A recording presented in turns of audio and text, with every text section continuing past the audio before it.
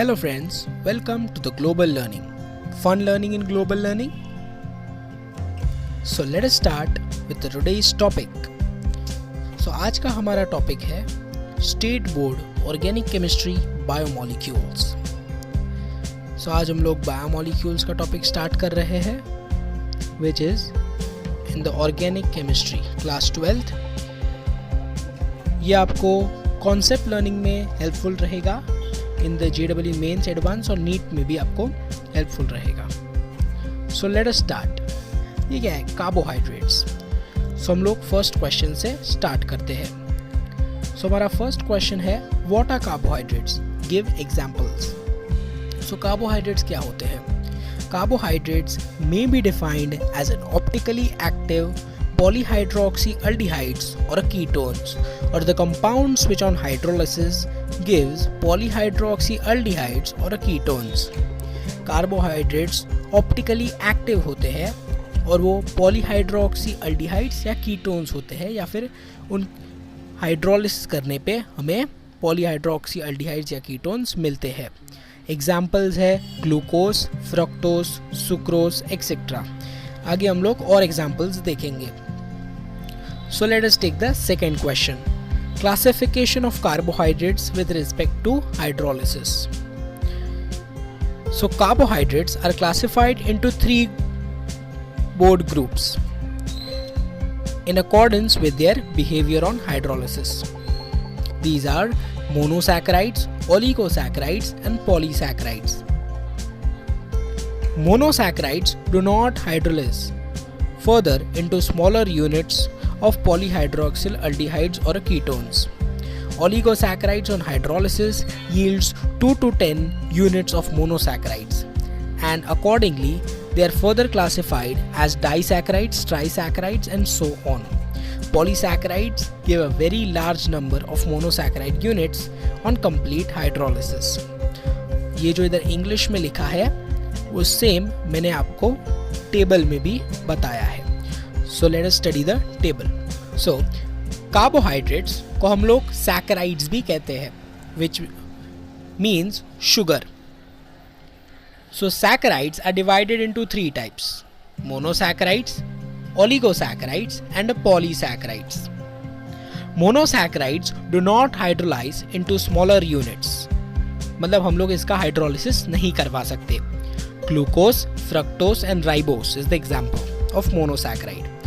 Oligosaccharides मतलब जिसका hydrolysis करने पे हमें 2 to 10 मोनोसैकेराइड्स मिलते हैं, और वो फर्दर डिवाइडेड है डाइसैकेराइड, ट्राइसैकेराइड एंड टेट्रासैकेराइड. डाइसैकेराइड्स में 2 मोनोमर्स देता है हाइड्रोलिसिस करवाने पे. एग्जाम्पल्स है सुक्रोज, माल्टोज एंड लैक्टोज. अभी हम लोग सुक्रोज कैसे बनता है वो भी इधर डिस्कस कर लेते हैं. So sucrose is a alpha D glucose plus beta D fructose. से हमें ग्लूकोज मिलता है. Maltose is made up of 2 glucose units which are alpha D glucose plus alpha D glucose. Lactose is a 1 glucose unit plus 1 galactose unit. It is a beta D galactose plus beta D glucose. Trisaccharides में 3 monosaccharides मिलते हैं hydrolysis करवाने पे. Example है raffinose, 1 unit each of glucose, fructose and galactose. इसका आपको exact याद नहीं रखना है. टेट्रासैकेराइड्स में it yields 4 monosaccharides on hydrolysis.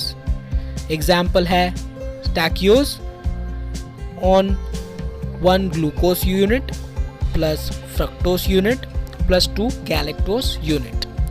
उसके बाद the last type is the polygosaccharides, जिसमें it yields a large number of monosaccharide units on hydrolysis. Example है starch, glycogen and cellulose. It's stable, आपको अच्छे से याद रखना है. So let us move further. So the third question is, third question आपको इसमें से MCQ आ सकता है कैसे भी. सो let us remember this. So about 20 different monosaccharides are found in carbohydrates. So there are 20 different monosaccharides. Disaccharides are the most common oligosaccharides. The two monosaccharide units in disaccharides may be same or a different. So disaccharide सबसे common है oligosaccharides में, और जो दो monosaccharide के unit है वो same भी हो सकते हैं और डिफरेंट भी हो सकते हैं, जैसे कि हम लोग ने पीछे उनका देखा कि कैसे वो लोग प्रिपेयर होते हैं। Polysaccharides, starch is a common ingredient of food grain, तो ये आपको याद रखना है, starch is a common ingredient of food grain. Cellulose is a consist of a cell wall of plant cell, animal store in its body in the form of glycogen. ये भी आपको याद रखना है। So let us move to the fourth question. Give IUPAC name of the monosaccharides. So हम लोग को इसके IUPAC name देने हैं। So let us give the naming. So first one में you can see the aldehyde group, मतलब it is a aldo, और 3 carbon है, so it is a prop. तो इसका नाम, फर्स्ट वाले का नाम हो जाएगा aldo propanose. Second one again it is a aldehyde group और उसमें 5 कार्बन्स है, so it will be aldo pentose. There are 7 carbons and it is a keto group, तो इसका नाम क्या हो जाएगा, कीटो heptose. So okay, IUPAC done. So let us move further. Fifth question is the preparation of glucose. So glucose के 2 method of preparation है, एक है laboratory method of preparation और second है commercial या फिर large scale method of preparation. So first method of preparation क्या है, it is from sucrose. sucrose का hydrolysis करवाते हैं तो हमें glucose plus fructose मिलता है, और second method of preparation is starch. Starch का हम लोग हाइड्रोलिसिस करवाते हैं जिससे हमें ग्लूकोज मिलता है। सो लेटस हम लोग उसको थोड़ा डिटेल में देख लेते हैं। So sucrose is hydrolysed by warming with a dilute hydrochloric acid और a sulphuric acid for about 2 hours. So sucrose जो होता है it is C12H22O11 plus hydrolysis कर रहे हैं तो प्लस H2O, और हम लोग HCl या फिर H2SO4 यूज करते हैं और हीट करते हैं। So this hydrolysis converts sucrose into a mixture of glucose and a fructose which is C6H12O6. Glucose is separated from fructose by adding ethanol during cooling. So हम लोग ethanol add करते हैं ताकि जो फ्रक्टोज है it is a soluble in ethanol, so और glucose जो है वो इनसल्यूबल है। तो जैसे ही हम लोग इथेनॉल ऐड करेंगे फ्रक्टोज उसके बाद उसके साथ मिक्स हो जाएगा और ग्लूकोज हमें अलग से क्रिस्टलाइन फॉर्म में मिल जाएगा। So glucose being almost insoluble in alcohol crystallizes out first. The solution is filtered to obtain crystals of glucose. Second method of preparation देख लेते हैं। So preparation of glucose from starch. Commercially, glucose is obtained by hydrolysis of starch by boiling it with dilute sulfuric acid at a 393 Kelvin temperature under 2 to 3 atmospheric pressure. So starch is a C6H10O5 और उसके n number of molecules रहते हैं। It is a polysaccharide plus n times, मतलब जितने starch के molecules रहेंगे उतना ही हम लोग water भी add करेंगे तो H2O will give in the presence of 393 Kelvin temperature, 2 to 3 atmosphere and H2SO4, it will give N C6H12O6 which is a glucose. So let us move further. So give 2 evidences for the presence of formyl group in glucose.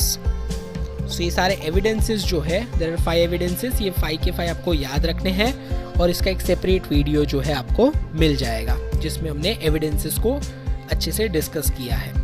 So this is a question for evidence, so let us discuss. So glucose का reaction जब हम hydroxyl amine और हाइड्रोसाइनाइड से करवाते हैं तो उसका evidence prove होता है। So glucose molecules contains one carbonyl group. This was inferred from the observation that glucose forms oxime by reaction with hydroxyl amine and gives hydrocyanide on reaction with the hydrogen cyanide.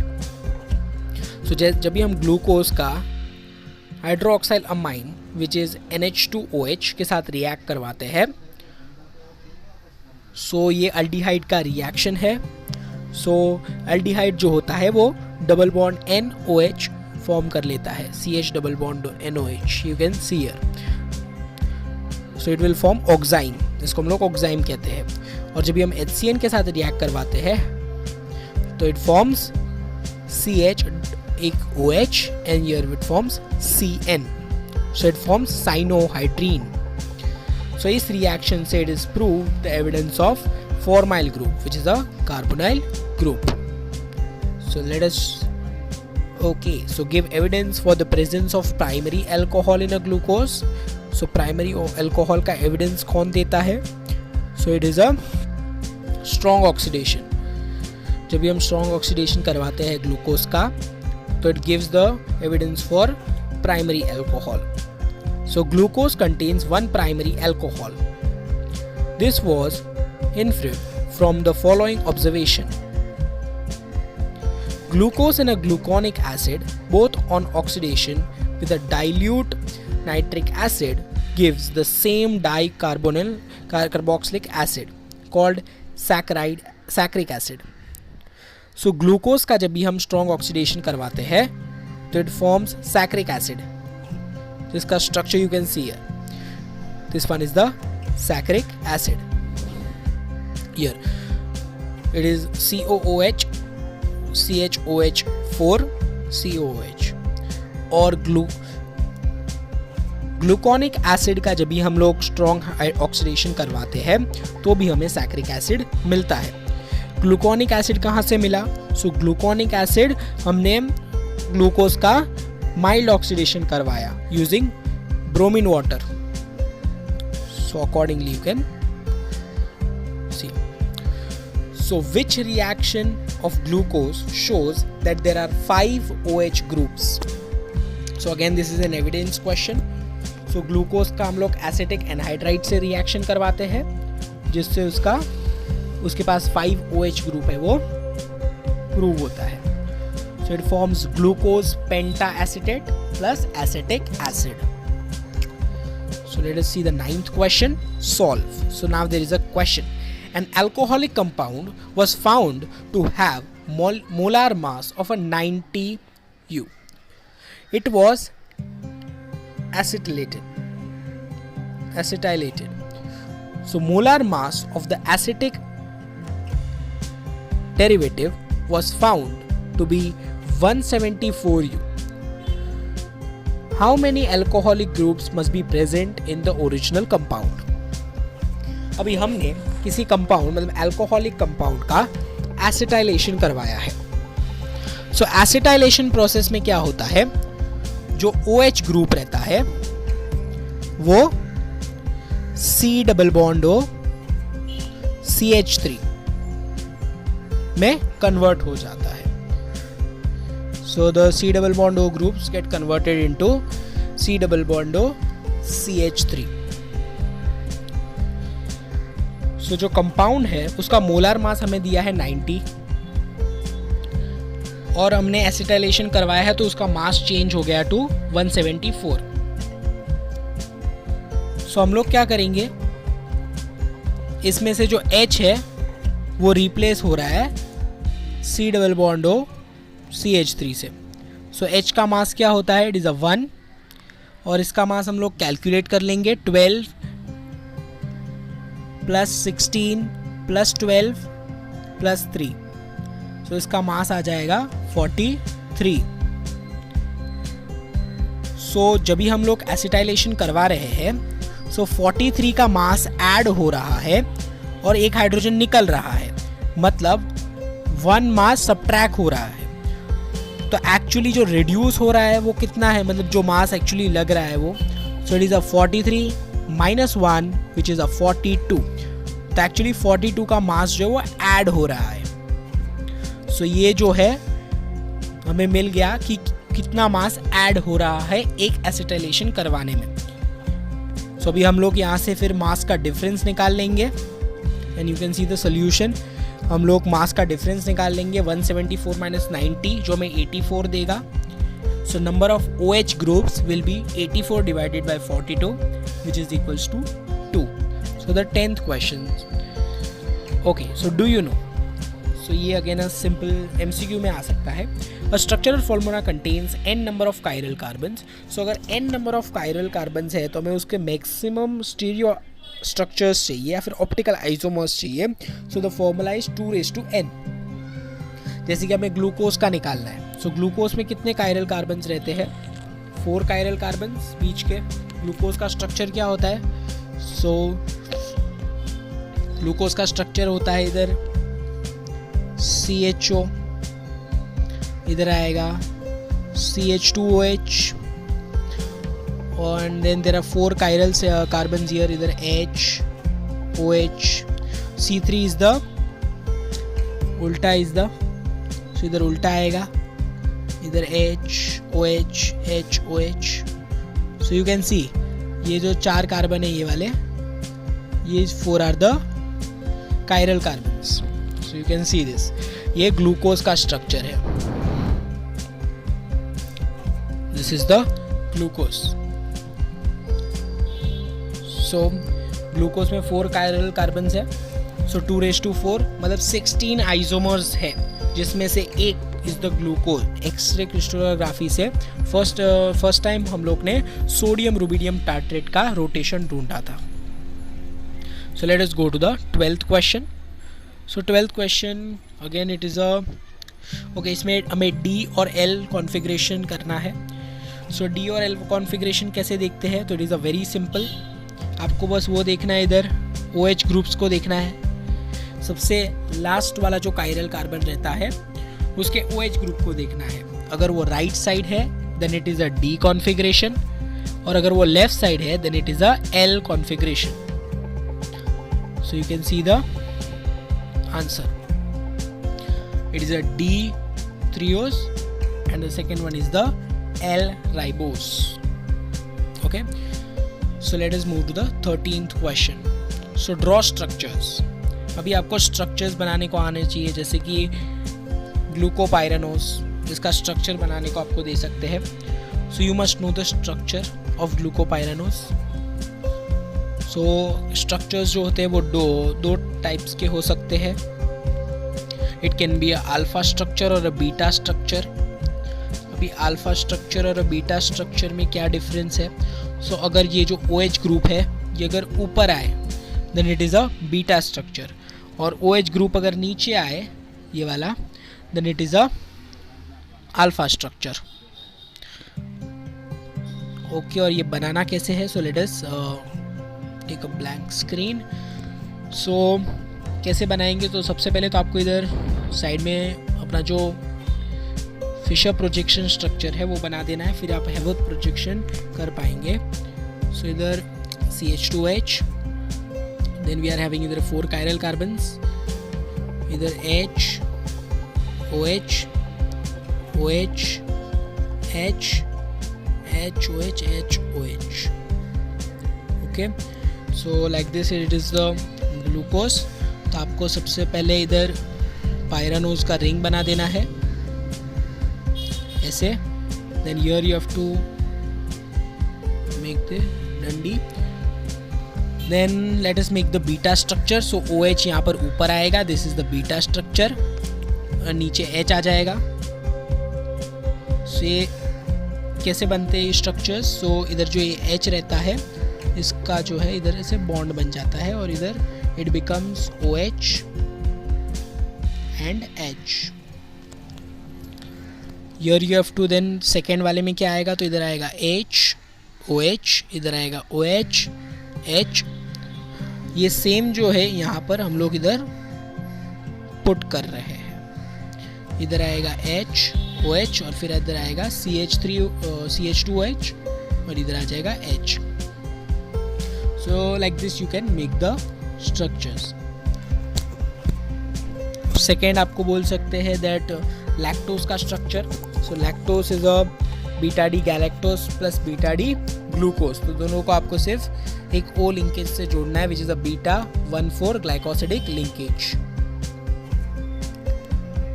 फिर maltose आ सकता है, तो maltose is a alpha D glucose plus alpha D glucose, so it is a alpha 1,4 glycosidic linkage. Then sucrose आ सकता है, तो sucrose is a alpha D glucose plus beta D fructose. ना आपको जो फुरानो स्ट्रक्चर भी आ सकता है, तो फुरानोस का स्ट्रक्चर भी याद रखना, इट इज अ फुरानोज रिंग, और सेम आपको ग्लूकोज की तरह ही इधर अल्फा बीटा स्ट्रक्चर ड्रॉ करे तो फिर OH ऊपर आएगा, and such you have to draw the structure, same way आप बना सकते हैं, ओके, अकॉर्डिंगली। ओके, बट आपको इस स्ट्रक्चर में याद रखना है दैट फुरानो स्ट्रक्चर में इधर जो है H नहीं आता है, इधर CH2OH आता है। This is a thing that you must remember. So मैं आपको एक सिंपल वे में बोल देता हूँ। अगर आपको अल्डो शुगर बनाना हो, then C1 is the anomeric carbon, मतलब जिधर आपको अल्फा बीटा प्लॉट करने का रहता है। और अगर आपको कीटो ग्रुप बनाना हो, then C2 is the anomeric carbon, जिधर ऊपर OH और इसमें H डालते हैं, ऊपर आया तो this is a beta structure, and accordingly आप अल्फा स्ट्रक्चर भी बना सकते हैं। सेम वे कीटो में भी अल्फा और बीटा स्ट्रक्चर्स रहता है, बट इसमें OH ऊपर आया तो it is a beta structure, और नीचे CH2OH आता है। This is the difference between aldo and a keto. Aldo में C1 is the anomeric carbon और कीटो में C2 is the anomeric carbon. So now let us move further to the next question. 14. What is a glycosidic linkage? So the linkage between the two monosaccharide units through oxygen atom accompanied by loss of water molecule is called glycosidic linkage. So glycosidic linkage क्या होता है? जिसमें water molecule बाहर निकल जाता है और oxygen का लिंकेज क्रिएट हो जाता है, इसको हम लोग ग्लाइकोसिडिक लिंकेज कहते हैं। So now what is this? So this is an invert sugar. So what is an invert sugar? So ये डिस्कस कर लेते हैं। So sucrose is called invert sugar. Sucrose is a dextrorotatory, but on hydrolysis it gives dextrorotatory glucose and a levorotatory fructose. But जो fructose का levorotation रहता है वो ज़्यादा रहता है, जिसकी वजह से sucrose becomes levorotatory. And this change from dextro to levo is known as, इसके लिए उसका नाम इन्वर्ट शुगर इसे दिया गया है। So now let us move further. 16th question. So is galactose an aldohexose or a ketohexose? So galactose जो होता है it is a aldohexose. Okay. Which carbon is in galactose has a different configuration compared to glucose? So glucose or a galactose, okay, again इसका answer it is a aldohexose, और let us see the difference. So जो glucose रहता है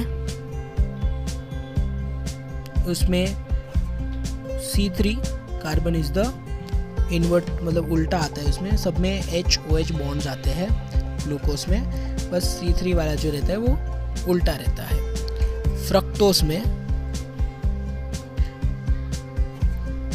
उसमें भी C3 carbon जो रहता है वो उल्टा रहता है, और गैलेक्टोस में C3 एंड C4 दोनों उल्टा रहता है, इन्वर्टेड रहता है। So according to the question इसका आंसर आ जाएगा C3 एंड C4, तो C3 तो इसमें भी है, सो C4 ही सिर्फ गैलेक्टोस में उल्टा है, so C4 is the carbon. Now draw Haworth projection for alpha D galactose है ना, बीटा डी गैलेक्टोस। तो ये जैसे आपने ग्लूकोज का और वो सब का बनाया वैसे ही आपको गैलेक्टोस का भी बनाना है। Which disaccharide among sucrose, maltose and lactose is or are expected to give positive Fleming's test? So positive Fleming's test जो होता है वो कौन देता है? जो रिड्यूसिंग शुगर्स होते हैं। So maltose and lactose are reducing sugar, और इसके लिए वो फ्लेमिंग टेस्ट को पॉजिटिव देते हैं। और sucrose is a non reducing sugar, इसलिए वो फ्लेमिंग टेस्ट को पॉजिटिव नहीं देता है। What are the expected products of hydrolysis of lactose? So ये हमने आगे देख लिया है। So thank you for watching this video. Like, share and subscribe.